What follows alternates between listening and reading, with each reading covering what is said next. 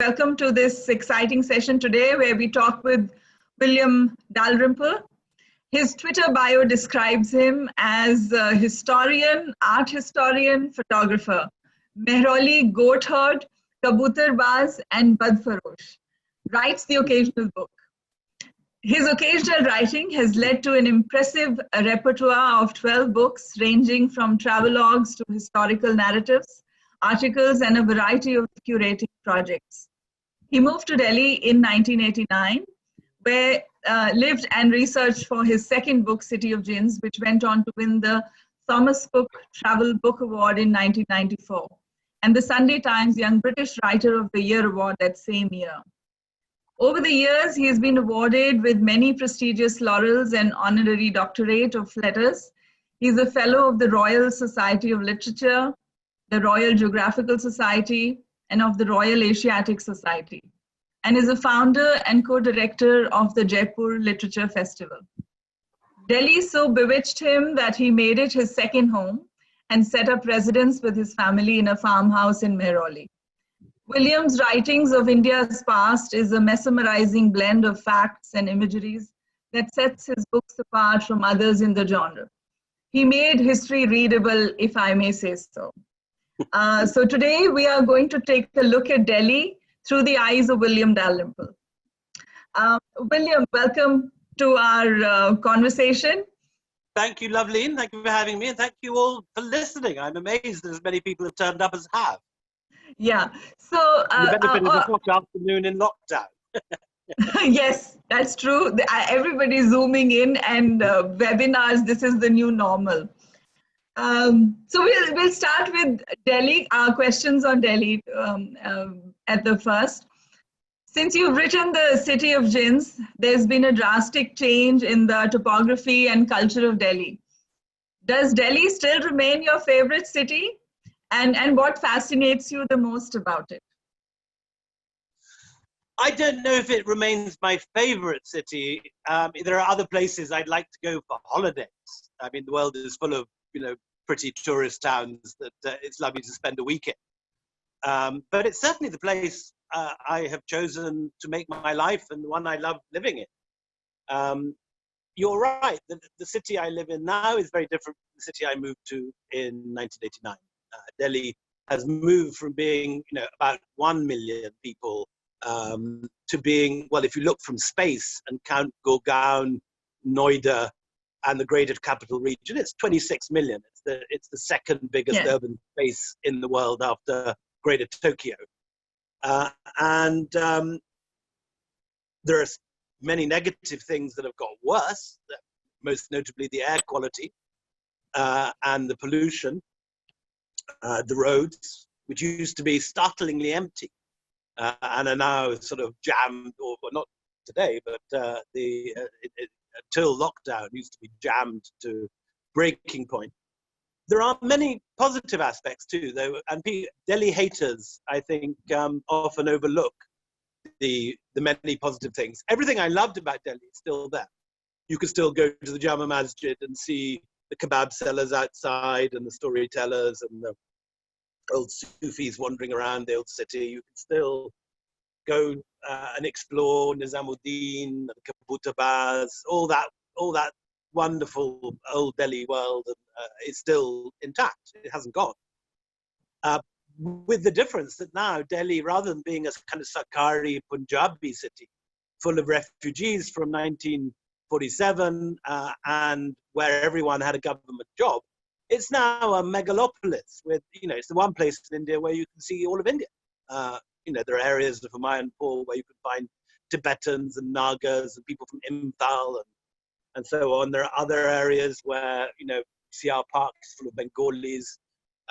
There are other bits which are little Tamil Nads or little Goas or little Keralas. And, that's not true of Calcutta. Calcutta really has just got Bengalis, because I love Bengalis. Mumbai is a mixture of Mumbaikas and Biharis, but Delhi actually genuinely is like the New York of India, and like New York, it has a buzzing literary scene, which is obviously lovely for me. There's book events every week in the season, every day sometimes. There is good cinemas now. There are delicatessens one couldn't have dreamt of in 1989 that have, you can get, I don't know, trendy buckwheat for your diet, which is what I was looking for this week. Feta, halloumi, Sourdough whatever. bread. Yeah, exactly, all that stuff.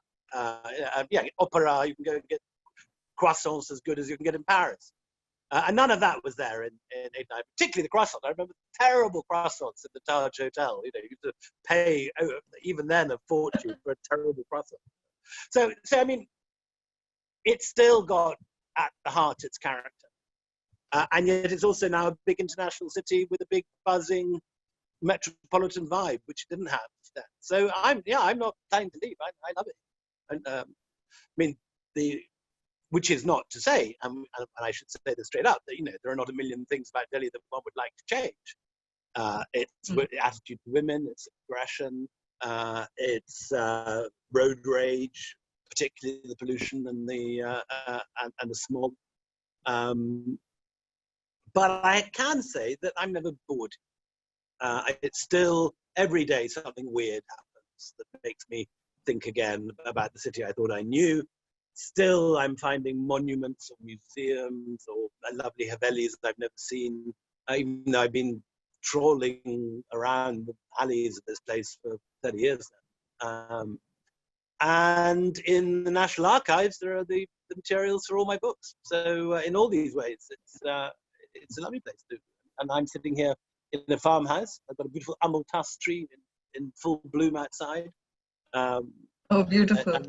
I have no complaints, really. I know you're going to ask me about the lockdown in a second, but I've had a very blissful lockdown sitting here. To be honest, I hate to say that when there's a million migrant workers trudging around the roads, avoiding COVID. People have lost their jobs, and the economy is dire. But in my little micro world, things are okay, actually. Yeah. A story about Delhi, its past or present that has moved you the most, William. Would you like to tell us? Well, I mean, the story I've just written in my most recent book, The Anarchy, is the story of Shah Alam, who's one of these forgotten Mughals. Everyone knows about Akbar, good, Aurangzeb, bad, and Shah Jahan and the Taj and everything. But everyone always forgets the later Mughals, and I've spent quite a lot of the last 20 years writing them up, particularly Bahadur Shah Zafar, who was the subject of my book, The Last Mughal, and more recently Shah Alam, who is an amazing character. He's a brave, brilliant man who, like his grandson Zafar, sadly, suffered his tribulations in old age when he was no longer able to sort of defend himself. He was a great poet. He was the man who very much created and Meroli, place I live. His patronage of the Sufi shrine of Qutbuddin was the great Sufi of Meroli. Qutb Sahib was the beginning of this brief moment when Delhi was like the kind of Hamptons of Delhi. And just as New Yorkers fly off and jam the roads to go and spend their summers in the Hamptons, so in Delhi, the monsoons were spent in Meroli, amid the mango orchards and the Jarna, the waterfalls. And I mean, now, of course, Meroli is not necessarily where you want to spend your summer holidays, or indeed the monsoon, but the mango trees have been cut down, the waterfall no longer runs, but and the swings with the courtesans of the old city from beside the Jama Masjid, that's all. I mean, all that world is obviously completely gone. But it's still for me the most fascinating area of Delhi, Meroli with all its ruins, and then in the middle of it, Olive's restaurant, where you can get the best cocktails and the best food. So absolutely. So which Delhi would have been more fabulous, the one under the Lodhis or the one built by the Mughals? Well, much as I love the Lodi Gardens and the Lodi tombs, the Lodi period was a low point in the history of Delhi. there are two periods when, two periods from the Indo-Islamic period. Well, I mean, let's go through it. There are many great periods. Okay, start. I mean, obviously, we start with Indraprastha. We start with the Mahabharata, when Delhi, in the form of Indraprastha, was the envy, the envious capital that made the Kauravs hate their cousins in envy and jealousy. And there seems to be some archaeological evidence that it was, by the standards of the 4th or 5th century BC, was a rather amazing place. The levels under, you know. Then the next time, it remained a very provincial place throughout the Rajput period. Archaeologists seem to think that the period of Prithviraj was not as glorious as certainly the epic makes out. It is the work of a poet. And the real capital for the Chauhans was Ajmer, and Delhi was a provincial center. But then, under the Sultans, the early Sultans, Delhi did become the center of an empire which stretched all the way down to Madurai, and was filled with rather like 1948 when it was filled with the refugees from partition. In the 13th century, it was filled with all the refugees from Genghis Khan. So all the professors from Baghdad and the great poets and a lot of, as well as obviously, presumably millions of penniless people looking for shelter from the Mongols. There was also all the intellectuals and artists who'd fled the Mongols' path, because Delhi was the one city that resisted the Mongols. The hydraulics of Tughlaqabad, which you can still see when you go down the road, they were able to pull the sluices and flood the plains around Tughlaqabad, which meant that the Mongol army couldn't get there. Cavalry got swept away. So Delhi resisted the Mongols, and that was a great period. That's a century before the Lodis. The Lodis was a time of decline. The Lodis spent their lives battling with their rivals in a place called Jaunpur, which doesn't even, very few people know. It's outside Varanasi in UP today. Yes. And it's a miserable place, really. But I mean, the Lodis' big, achievement was to conquer Jaunpur. It's a measure of how sort of modest their regime was. And then, of course, under Shah Jahan, it again becomes the center of India. And Shah Jahanabad is built. And it's a spectacular city. And it is the largest city in the world. Quite simple. And it remains the largest city in the world right through till Nadir Shah's time, until 1739. And during that time, there are more than 1 million inhabitants. It contains all the wealth gathered, looted, or brought from the rest of India. Jesuit priests left records of it as this incredibly rich place where craftsmen, ultra-skilled craftsmen, could make anything that you wanted. And it was a world city that you had to go to find something even remotely comparable westwards. You had to travel as far as Istanbul, and eastwards you had to travel as far as Edo, which was where Tokyo is. And Delhi, between those two poles, was the grandest, richest, most spectacular city of all. And images that we have from that period show the Chandni Chowk today, of course, rather a grubby spot. Chandni Chowk is as sort of, the equal of Rue Faubourg in Paris, or Madison Avenue in New York, or Bond Street, slightly tacky, but anyway, so whatever smart area of London you like to. You've forgotten your own. I can't hardly. I'm a Scot. I'm not London. Yes. But,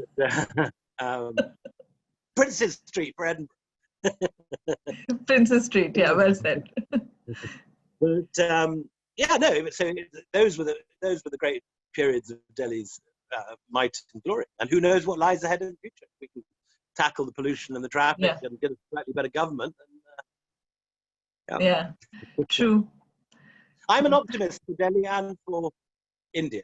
I think that despite a government I don't like at all at the moment, and despite the pollution and the traffic and so on, I think Delhi has a great future, and I think India has a great future.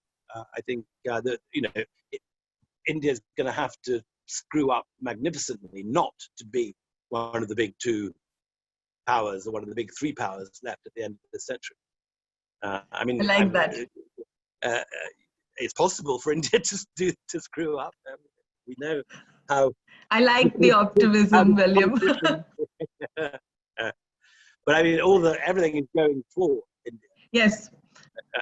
And so, you know, although obviously we're in very troubled times at the moment, the economy is shot. It was pretty shot before the lockdown, but it is now completely shot. And you know, the urban underclass has been jettisoned by the government and forgotten during the lockdown. And those images of all those people stranded and unable to get back to Bihar or UP, wherever they come from, it's a terrible moment in Delhi's history. But in the long term, in the medium term and the long term, I think Delhi is a great city, and I think it's a fantastic place to live, and it's a very fantastic place to work. Yeah, I think we are a very resilient people, and I think and there's a lot of work that private individuals are doing to that effect, and we will bounce back, I'm sure. Yeah. No, I mean, as always with this country, you know, when things are most dire, you see, you know, real quality, and people like, you know, Aditya Ghosh, who founded Indigo, and started an amazing charity to feed the poor, and there's lots of people out there like that who work that all the different NGOs have done. Yes, there's a lot of work going on. Coming back to your book, The City of Gents and Delhi. That was a while ago, that book. That was a while back. I'm now 54, so I think it's 30 years probably this year. Yeah. So do you have the book handy? Would you mind reading your favorite part to us, or maybe talking about it to us? Yeah. Staring into a bookshelf.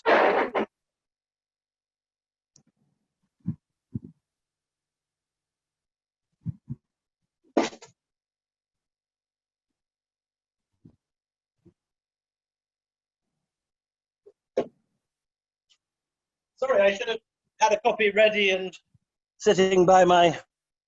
I didn't study your questions carefully enough. Not a problem. I'll read you a little bit from visiting. Ironically, this is a passage about Karachi, but about visiting two old Delhi wallahs who left or were evicted from Delhi in 1947, remembering the Delhi they'd lost. And the main protagonist is this guy, Ahmed Ali, who was the author of Twilight in Delhi. This will take a couple of minutes. If you don't mind me reading it. It's a couple of pages. Please, go ahead. We have plenty of time. Ahmed Ali was there to meet us. He wore severe black-rimmed glasses, above which sprouted a pair of thin grey eyebrows. He slurred his consonants and had the slightly limp wrist and effete manner of one who modelled himself on a Bloomsbury original. His hair was the colour of wood ash. For a man once seen as a champion of Delhi's culture, a bulwark of Eastern civilization against the seepage of Western influence, Ahmed Ali now cut an unexpectedly English figure. With his clipped accent and tweed jacket and old leather elbow patches, he could have passed off successfully as a clubland character from a Noel Coward play. But despite his comfortable, well-to-do appearance, Ahmed Ali was an angry man. Over the hours I spent with him, he spluttered and spat like a well-warmed frying pan. The first occasion was when I inadvertently mentioned that he was now a citizen of Pakistan. Pakistan? Poppycock, balderdash, he said. I was always against Jinnah, never had any interest in Pakistan. Steady on, said his friend, Shah. The devil, said Ali. Pakistan's not a country, never was. It's a damned hodgepodge. It's not your country or my country, he was shouting at Shah. It's the country of a damn bunch of feudal lords, robbers, bloody murderers, kidnappers. The outburst spluttered out into silence. But I ventured, didn't you opt for Pakistan? Surely you could have stayed in Delhi if you wanted. There was another explosion. I opted for Pakistan, I did not. I was a visiting professor in Nanking when the blasted partition took place. The bloody swine wouldn't let me come back home, so what do you mean? I went and saw the Indian ambassador in Peking. Bloody swine said I couldn't return. Said it was a question of Hindu against Muslim and there was nothing he could do. I was caught in China and had nowhere to go. Careful, said Shah-Ul-Haq, seeing the state his friend had worked himself up into. So how did you end up in Karachi? When my salary in Nanking was stopped, I found my way to some friends in Hong Kong. They put me on an amphibious plane to Karachi. Where else could I have gone if I could not go back to Delhi? Ali had ceased to quiver with rage and was now merely very cross. I never opted for Pakistan, he said, gradually regaining his poise. The civilization I belong to, the civilization of Delhi, came into being through the mingling of two different cultures, Hindu and Muslim. That civilization flourished for 1,000 years undisturbed until certain people came along and denied that that great mingling had taken place. Views like that can hardly have made you very popular here, I suppose.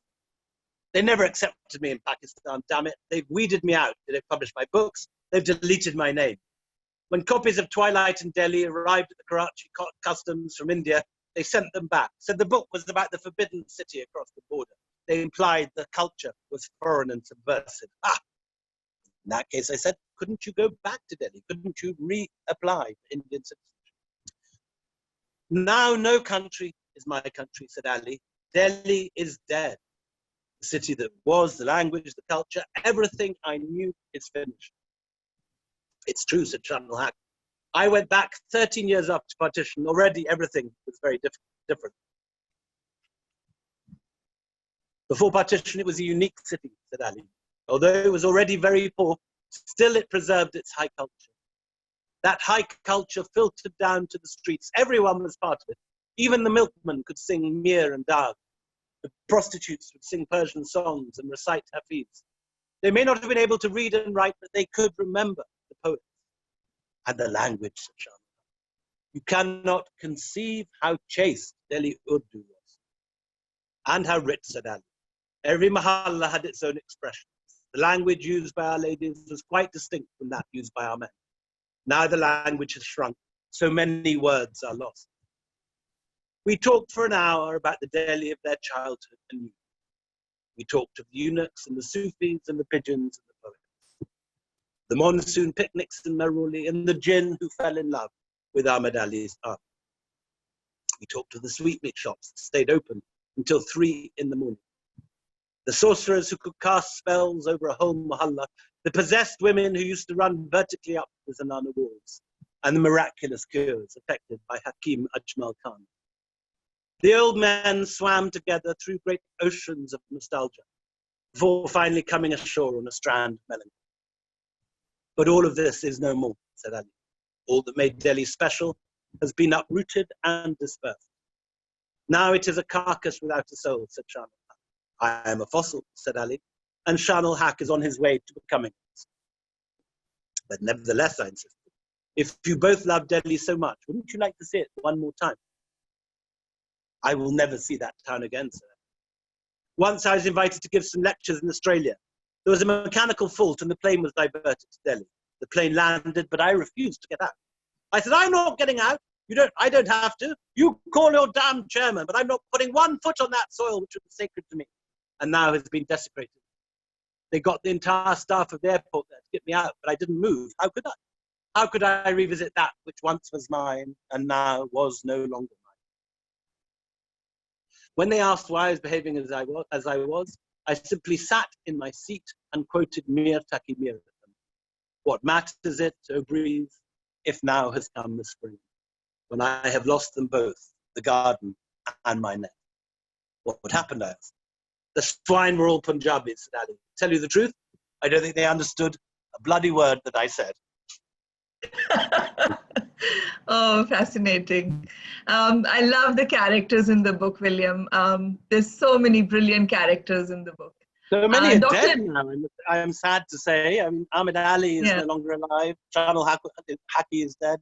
Dr. Jaffrey is dead. Mrs. Puri is dead. So it's a record of a lost world. It's a very odd thing if you are a middle-aged travel writer and you start young, in that you suddenly find that your books, which were contemporary records of a place 30 years ago, suddenly become sort of archaeological artifacts by the time you're 50. Yeah. Talking of Dr. Jaffrey, one of your characters from the book, I have a question related to that. So Meetings with Remarkable Muslims is a lesser-known travel book edited by Barnaby Rogerson and Rose Waring. You have a short story in this, which is an adaptation of Dr. Jaffrey's character from The City of Jinns. In this story, you're taken in by the liberal and inclusive views of the practicing Muslims in Old Delhi. You would have encountered many such characters, I mean, during your travels and research on Delhi then and now, and you named a few just now. Is there a difference now in people that you see? Well, I mean, those people are still there. I mean, Dr. Jaffrey himself is dead, but other people like him are still up there. There are still calligraphers in the old city practicing away. You know, if you look a little bit behind the surface, you find all that. Well, and of course, the cooking. Still go and get astonishing Delhi food in the alleys of the old city, and food that changes with the seasons. So the food, you know, when Eid comes, you have a whole set of sweets that aren't made at the rest of the year. Ditto the monsoon, ditto the winter. Suddenly, it's high summer, the Jaltira is out on the streets, and so all that sort of world is still there. Are attitudes different to Muslims? Of course they. And you know, we are all aware of the divisions in this country now, which were always there, but which definitely exacerbated at the moment. Sadly. I mean, this has come and gone throughout Indian history. I'm not a believer that history, you know, that there was an Nehruvian image created after independence by well-meaning historians who, in order to heal the wounds of partition, created a very rose-tinted version of Hindu-Muslim history in India. The reality is that there have been periods of great violence in both directions. There have been destruction of temples. There have also been moments when populations have come together, shared the same sacred spaces, shared myths. Indians, Muslims embraced the Dussehra and Diwali and Holi. Indian Hindus went to Sufi shrines and loved qawwalis, and the Kayas would go to madrasas and educate their children in Persian. So, you know, people like Ram Mohan Roy, who are today regarded as great Hindu heroes, were in fact madrasa trained. And did their Bismillah and were fluent in Persian, which they then used as their job as secretaries to the Mughals and other courts. So there is a whole syncretic world out there. But as today, there are moments when everyone gets together and it's okay, and there are other moments when things get nasty. And that, I think, has been the case since the 13th century. Yeah, and also I was reading an article that you wrote in 2015 on Tipu Sultan, this syncretic character, and he's a controversial character, but an interesting one nonetheless. And what you said just now kind of echoes in that article. I've written more about him in my latest book, The Anarchy, and he's a very interesting character because within his lands he was a model monarch. When you go to Sri Rangapatnam today, there is a Hindu temple there, dating from going way back, I think, to the 8th or 9th century, but the body of the buildings there at the moment are 16th century Vijayanagara. Now, there is not one defaced sculpture in that temple. And it was in the center of Tipu's kingdom. If you travel around the amazing Hoysala temples that are all over that, you find that many of them display what they call Padshah lingams, which were lingams given to them by Tipu Sultan. However, if you go a little bit to the south and go to talk to the Syrian Christians, or to the Kurgis, the Kodavas, or to any Malus really, or people of Mangalore, they all have bitter memories of Tipu as an enemy. Tipu at war was a terrible thing. He used to circumcise and convert by force his captives. He would destroy anything in his way, churches, temples, and he was definitely not someone you wanted to get on the wrong side of. So you know, India has a great love of very black and white images of its history. Akbar is good, Aurangzeb is bad. Tipu doesn't fit into that in any way. He would have been a very good ruler. He was innovative. He founded, for example, a state trading company to take on the East India Company. He imported silk, sericulture from China. In many ways, he was unquestionably, not in many ways, unquestionably, he was the single most effective opponent of the East India. He was a very, very effective opponent of the East India Company, and the one they really feared. At Battle of Polillo, he defeated them and did far more to put the companies back against the wall than any other ruler of that period, including the Marathas, right. although the Marathas also put up a very good fight. And so he's a complicated figure, and just says, he isn't black and white like many people in history and many people in politics today. He's a complicated character. So, William, a lot of your work has reflected how different religions in India are socially and culturally intertwined. There are some remarkable stories in 9 Lives. You were here for the first time when you were probably barely 19 years old, and since then you visited India several times. I arrived at 18, not 19. Okay. So you have basically 30 years of knowing India. What would be your opinion on the socio-cultural intertwinement of different Indian religions now? Has it changed, would you say, for the better or worse? I think if you go to the villages, you still find what you've always seen. You'll find Muslims going to temples or to banyans when they need an exam or something, they'll tie a little thread. When you'll find Hindus going to Sikh shrines, all that still exists. In the cities, however, there's definitely been a polarization, and things are very bad in Delhi in particular. I don't need to tell anyone watching here what happened in the period before the lockdown. There was very, very bad riots in Delhi at the beginning of this year, and things got very bad. But I think India has this fantastic capacity to come back from catastrophe. And just when one thinks everything is falling to pieces, something wonderful happens. It's a country with great resilience and great capacity for bouncing back. Now, we all know that Indians love to share their stories and talk, especially to an Englishman. I'm sure they would have opened up like I'm not an no one Englishman. else. I mean, wash your mouth out. I'm a Scotsman, please. Scottish, I'm so sorry. I'm going to start calling you a Pakistani or a Bangladeshi or an Afghan in a minute. To a Scotsman. So is there an interesting anecdote you'd like to share about your encounters? Well, I mean, the whole of my life work, in a sense, has been a whole long series of anecdotes about my encounters.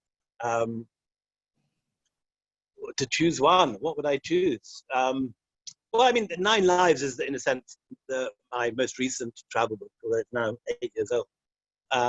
And in that, there are extraordinary encounters. Just to give you an example of the sort of thing I'm writing about, I write about a wonderful man called Hari Das, who is a Dalit prison warder for 9 months of the year, for 10 months of the year. Then for 2 months of the year, he's a god. And this is because he's a Tayam dancer, and he incarnates the deities of Kerala through his dancing and in his costumes. And while for most of the year, in the very conservative society of rural North Kerala, he's not allowed into Brahmin houses, for 2 months a year, he is a celebrity, and people queue to touch his feet. I had a wonderful time. The story in 9 Lives was my first encounter with him. I then made the mistake of taking my young children to see him perform the following year, and he was incarnating some particularly excitable deity that day and bit the head off a chicken in front of them. Nearly. So this is the Thayyam dancer for audiences who don't know. He's the Thayyam dancer from North Kerala. Correct, from Kannur. Sorry, I thought I'd said that. And then we took him on tour, and we went all around 9 Lives. I took a lot of the people I'd written about with me on the tour, and we had them at the Opera House. We had him. We had some Sufis from Sindh who sang the poetry of Shah Abdul Latif. We had Shushila Rahman, who was singing Tabaram hymns from Tanjavur, and so on and so forth. And it was wonderful. We had this sort of whole bus full of crazies, who we took around It was a wonderful few months. So you filled a very important gap in Indian writing with regards to non-fiction. Did you face challenges and criticism from fellow writers for? No, I mean, Any I've reason? been extremely lucky in that when I arrived in India, Indian fiction was world-beating. Amitav Ghosh, Rushdie, Vikram Seth, these were, you know, these were and are some of the world's very greatest living novelists.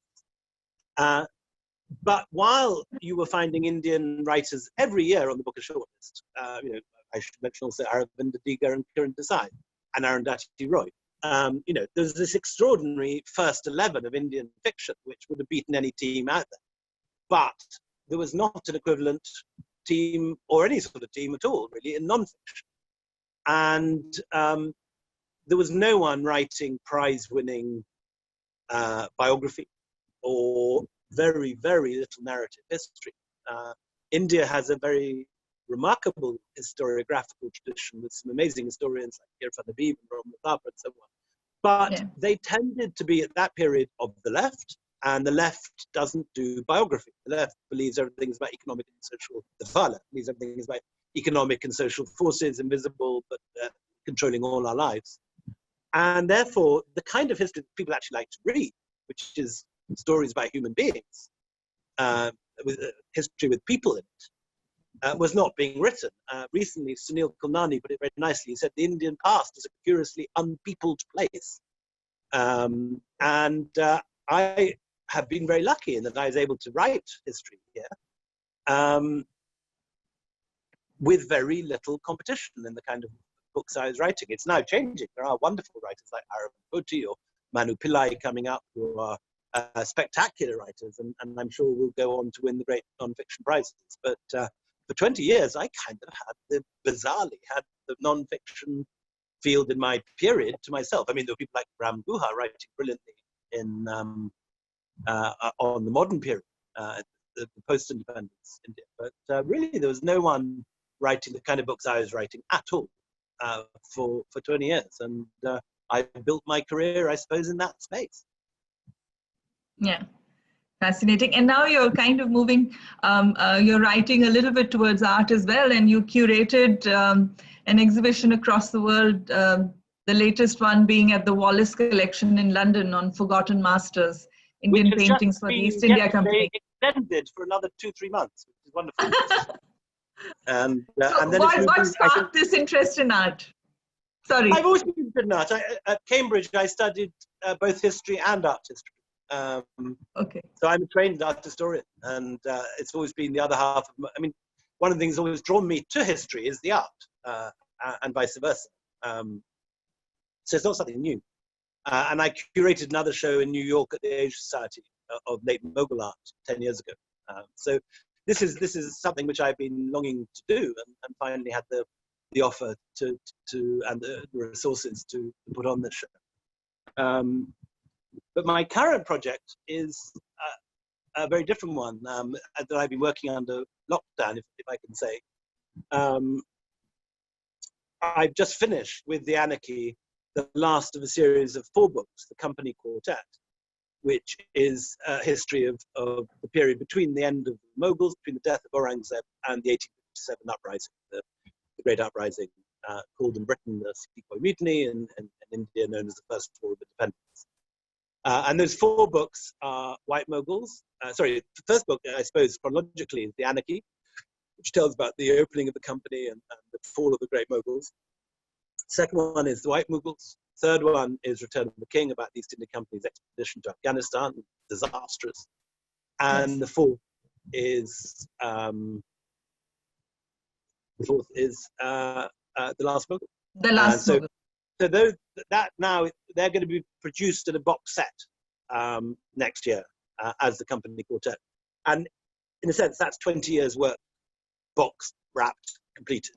And my next project is to go back to a period of history I've never written about, but I'm fascinated by, which is the early period, the sort of Gupta period, when India was diffusing its culture and art and philosophy and its religions out over the whole of Asia. It was an incredibly a remarkable period. So there's three parts of the book. The first is the story of how Buddhism traveled north through Pakistan and Afghanistan towards, those are the countries there today, to China. And it became the state religion in China under the Empress Wu Zetian. Then there is part two, which is the whole story of how Hindu culture traveled to Southeast Asia and how the Ramayana, Mahabharata, and everything became epics which every person from Sri Lanka through to Indonesia was familiar with. Java, Cambodia, Laos, Vietnam, all these countries, Malaysia, all these countries have the Hindu epics, and for 1,000 years they had Sanskrit, although that's slightly lost now. And then the final part is the story of how Indian mathematics and astronomy traveled westwards, first to Baghdad, and from there on into Renaissance Europe, where, I know everyone's always aware of this, that the numbering system, the numeral system we have today, 1, 2, 3, 4, 5, in front of me in the keyboard here, is first, the ancestor of that is first invented by Ashoka, the Brahmi script. Yes. And it then adapts itself and moves to become the Arabic numerals, and then from there, Fibonacci, the Fibonacci sequence. Fibonacci grew up in what's now Algeria on a Pisan trading post and learnt Arabic as a child, and he was the one that brought both Indian numerals and the place value system, which noughts, tens, hundreds, thousands, the decimal system. That whole system is moved to Europe very late in the 15th century, 1,500 years after people have been using it here. So anyway, that's the next thing, and so slightly different. Fascinating. A different world from the Mughals, and I'm loving, because it's stuff I've been interested in but never actually studied. So I've spent the lockdown deep in Gupta India, having a long time. Yeah. I studied ancient Indian history, and this was my favorite period as well. So fascinating. Teach me about it. I'm still right at the beginning. Not that kind of research. Okay, so coming to Bengal now. So what are your connections to Bengal and Virginia Woolf?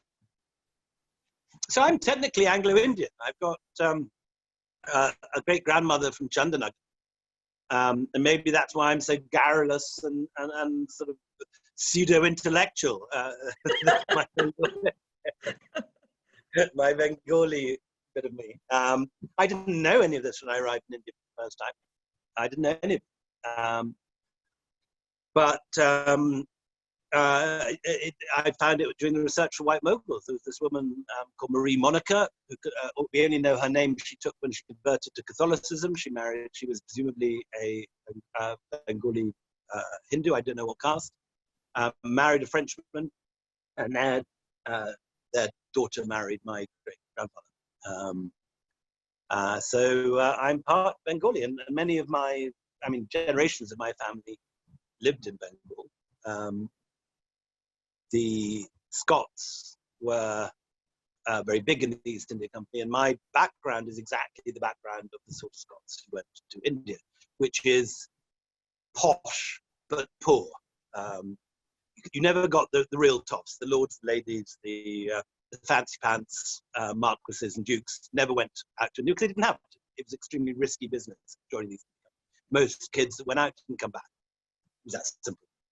2/3 died in India. But the third that came back often came back with large sums of money. And so the Scots used to take the gamble and they used to send the younger sons, or a younger son, out to India to make his fortune. And that's what my family did for generation after generation. And it was one of these who married the part Bengali girl. And so when you go to Calcutta today, you can find at the graveyard or the walls of St. John's Church or anywhere else, tons of Dalrymples everywhere. They had a very nice house, which sadly no longer exists, in Garden Reach opposite the Botanic Gardens. And I rather wish it was still there.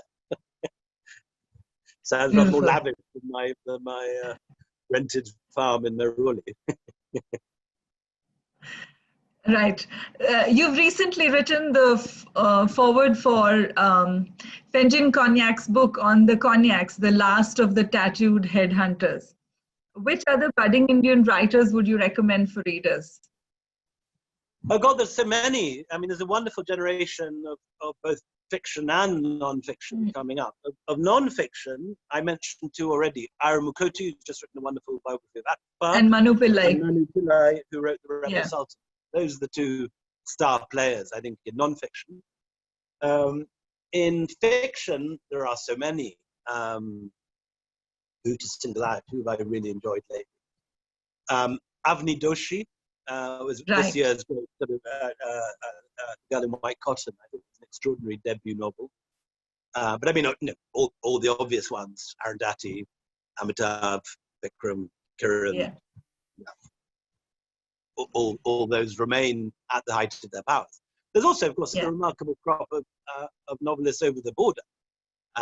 Ones that, like the cricket, can give the Indian team a run for their money. And this one, the fast bowlers are Mohsin Hamid, Daniel Moinuddin, and Kamala Shamsi. So, yeah, I love Daniel Moinuddin. I too. That's my favorite of all. Yeah, he's just brilliant. Absolutely. Okay. He's about to come out with his it's actually his first novel, the first book, short story. And it is not set in Pakistan, it's set in America. He's half American, and it's the American half of his life he's writing about. So it's a big, epic novel set in somewhere weird like Montana, Midwest. Totally different. Right. So I have some fun questions for you now. Okay. Do you consider yourself a modern-day white Mughal? In some ways. I mean, I'm married to a Scottish girl. And I don't have Anglo-Indian children, nor tragically do we have troops of dancing girls on the farm. But I certainly have done a bit. I mean, I'm sitting here wearing kurta pajamas as we speak. I eat Desi food. I watch Desi cinema and read Desi books. And of course, after 30 years here, I'm culturally part Indian, despite my white skin. Very irritatingly, I've got cousins whose genes from the Indian half are very clear. And my cousin Rupert, who died last year, when he came to India, everyone would speak to him in Hindi. But in that way that often happens with mixed race families, you have some kids that are very dark and some kids that are very light. I've got the blue eyes, and when I was young, I had completely blonde hair. I don't have any hair at all, but what I have is grey. But I mean, in a sense, I think it would have made things a bit easier if I'd had a bit of those genes, and I would have been seen perhaps more of an insider than an outsider. There was the writer to be kind of somewhere between that is quite a useful position. You're half in, half out, never quite part of, but always observing. And so as a writer, I think that position of being the outsider insider or the insider outsider, whichever way you look at it, is a useful. Okay, so good fun. So rapid fire round, quick fun questions. So William, the writer or the photographer? Definitely the writer. That's my job. One thing you like the most and the least in Delhi? The most? Oh, many things I love here. But just to say one quickly for a quick fire, maybe Al-Kawthar kebabs in Chanakya Puri. Okay. Right, so Al-Kawthar. At the end of an evening on the town is not Kareem's. Kareem's, I think, is slightly overrated, to be honest. I would love to love Kareem's, but I love that area around Kareem's. But there are better places to the city, which I might not say because they are the secrets. But there are lots of good little places, hole-in-the-wall places that do wonderful halim or nihari. Yeah. So do's for travelers while visiting India or Delhi? Well, I think the first thing visiting India or Delhi is get your seasons right. The Delhi is gorgeous in February, March, and the first half of April. When there isn't a smog out, it's also rather lovely in October and November. But it is pretty tough at this time of year. I mean, it's okay for air conditioning and the swimming pool, but it's Otherwise, obviously to be sitting in 45 degrees heat, it's no one's idea of fun. Yeah. Ditto the monsoon, which is the season I hate most. I know Indians. The one thing, actually, I think there are three things that I've never become Indian about. One is trashy Bollywood. I just can't enjoy it. And there's some Indian cinema I love, like Lunchbox or something, but quite a lot of trashy Bollywood I can't get at all. I really can't enjoy it. Second is some varieties of laddus. Too sweet for me. And there was a third one. I was going to say, I can't remember what it was. The rains. Sorry, the point of the story. The rains, yeah. I grew up in Scotland, and rains are a bad thing where I come. And I can't, obviously when it's 45 degrees, it's lovely when there's a storm and it goes down to 30. But there's nothing I hate more than that period in September when it's cluggy. There are mosquitoes everywhere. If you turn on a light outside, suddenly every flying ant in India lands on your lamp and on your face. And I long for Diwali and Dussehra for it to stop. Yeah. Well, yeah, that's definitely not Indian. Indians love their monsoon. So, and it's funny. It's a very profound divide that will never be breached. Will never be bridged. It means something. And then also equally the reverse, when an Indian steps out and sees a cloudy day, it's oh, lovely weather. While I look at the blue sky and say lovely weather. Well, don'ts for travelers while visiting Delhi. So Delhi is definitely, you know how in Apple Music they have sort of essential hits and then deeper cuts. Delhi, I think, is for travelers a deeper cut in that it is tough when you first arrive if you're fresh from Europe, particularly if it's hot and there's a lot of hassle and there's traffic jams. It's not, Rajasthan where everything is instantly gorgeous, but ultimately slightly boring. You've had a week of Rajputs telling you about Rajput Bala. Run back to Delhi quick. So it's a tough one, but if you have time to get to exploring around the back of Delhi, seeing the old city, seeing the ruins of Lodi Gardens, seeing Maroli Archaeological Park, it is a city of hidden treasures that you have to seek out. It's not Venice that instantly you fall in love with. But okay, a hidden gem according to you that most travelers give a miss while visiting Delhi. Well, and I always think when you're talking about Delhi, you can include most of its inhabitants too, as they never explore their own city and are spectacularly ignorant. Maroli Archaeological Park is always the place I take viewers after visitors after they've been to the Qutub or been to the Red Fort, the really obvious things. I think it's a wonderful area. That or bits of the old city, the Zinatul Masjid in just behind the Red Fort, and a wonderful area there. Daryaganj. Yeah. Daryaganj. So if you had one meal in Delhi, which dish would you recommend? Depends on the season, but nihari, probably. Nihari for a vegetarian meal. I know. So, one of the great pleasures of Delhi is the street food, which I wouldn't perhaps recommend to a Farang coming in the first time, but there are some fantastic kebab shops at the back of the Nizamuddin Shrine. There's a place with the odd name of Kit Care Kebabs that does a spectacular dahi butter chicken. There are places that do wonderful halim opposite at the end of the road where Kareem's is. There's so many places. Places like Andhra Bhavan if you're a vegetarian after a delicious thali. And so on. Yeah. Okay, where would you go for a drink? Your favorite bar? Bars are not one of Delhi's sort of shining qualities. There are other cities that do bars better than we do here. But I go often to Coast in Housegard's Village. I go very regularly to Olives in Maroli. It's a restaurant rather than the bar, but that's my default sort of a place to meet people. My father said, of course, fine, no one can ever get there. So I often end up meeting people at Olives, which I love. That's your local. That's my local. Right. So a favorite Indian festival and why? Ooh, difficult. I mean, there are all sorts of weird festivals in the back end of Goa where the Catholics go and visit Hindu shrines, and then the Hindus come and visit the Catholic Church the next day. Those things are very jolly, obscure festivals. But basically, I mean, you're talking big sort of poster festivals.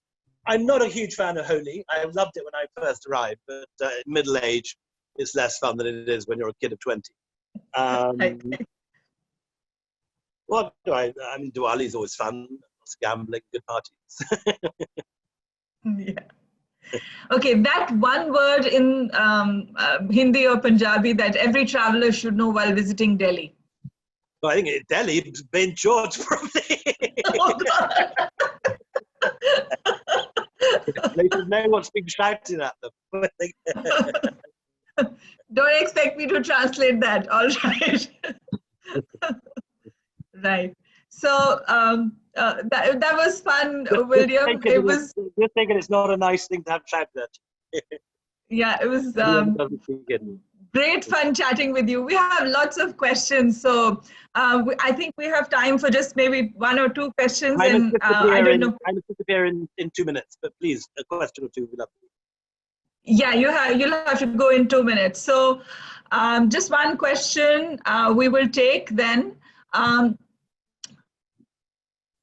Oh God, there's so many questions. So your thoughts on the crumbling heritage of Old Delhi and your thoughts?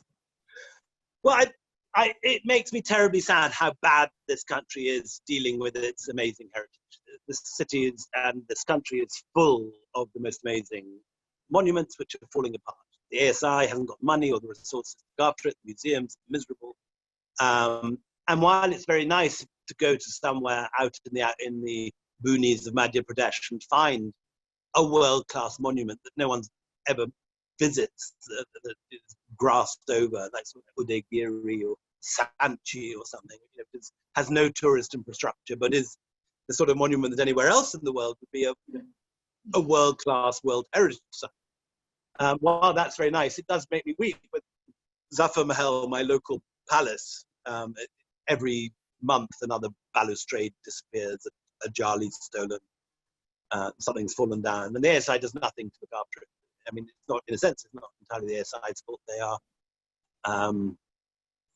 They've got no resources. But I think India is shooting itself in the foot because India can be and should be one of the great tourist destinations of the world. Currently, however, it gets less visitors than Singapore, which is bonkers. Yeah. And it will not take much investment to turn India from what is still, frankly, a peripheral destination on the world tourist scene to a place that is can look Italy or France. I mean, Italy, whatever it is, 30% of the economy is linked to the tourist trade. India could do that. It looks after its monuments, builds its museums. I mean, China has invested millions in museums, having destroyed half its heritage cultural revolution. It's been haunting the auction rooms of Britain and America for the last 20 years, buying up stuff. And now when you go to Shanghai, there are these amazing museums where there was nothing 10 years ago. India needs to do that. And India needs to realize that a little bit of investment in tourism can pay incredible dividends in terms of income, frankly. I mean, Rajasthan, for example, has done it. Rajasthan has turned all those crumbling palaces into gorgeous boutique hotels. And as a result, all those Rajputs are driving around in smart SUVs now and making lots of money. And Goa's begun the same thing, so has Kerala. But the whole rest of India, frankly, is peripheral to the world tourist scene. So the whole of Karnataka with amazing ruins like Hampi and so on. And still, Hampi, there's barely a good hotel, and yet it's one of the most incredible ruins in the world. Yeah. So comparable to a very simple thing for any government to do, to really invest in heritage and tourism, and you could create a massive tourist boom. Thank you so much for joining us. Great pleasure talking to you. Thank you so much. Likewise. Take care. Bye-bye. Bye.